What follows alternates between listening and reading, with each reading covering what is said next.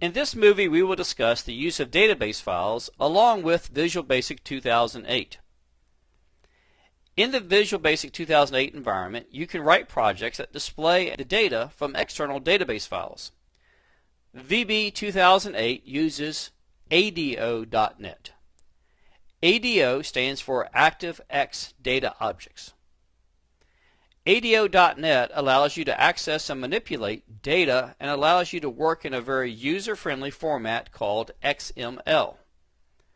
The data is stored and transferred in XML, or Extensible Markup Language, which allows for a variety of formats such as Access and SQL and Oracle, among other databases.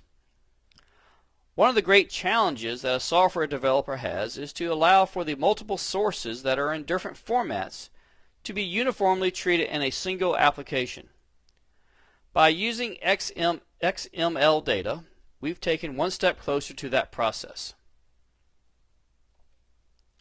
XML data is an industry standard format which enables data to be stored and transferred easily.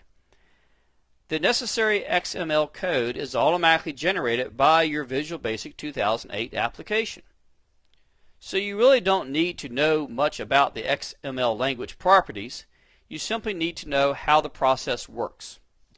The XML data is stored as text rather than binary data, which allows for greater ease of use and access through other systems.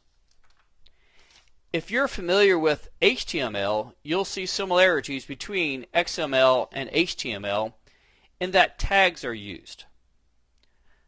Tags are used to indicate data in XML. The XML data has an XML schema file. The schema file describes the fields and data types that are associated with the data. Sometimes this is referred to as metadata. ADO.NET performs validation on the data based on the XML schema. It also performs constraints and many other necessary tasks on the data. The schema file is created with XML tags. This allows it to be viewed and edited by a simple text editor. Some advantages of XML data is that it supports strong data typing. This ensures that the various data types are handled properly. XML data can be viewed as objects, which in turn makes the data immediately recognizable by the Visual Basic 2008 editor. In a separate movie, I will demonstrate how to create a simple object called a data grid view, which will link itself to an access data file and ADO.NET handling of the XML data. XML data is now much faster than the earlier versions in the current versions of ADO.NET.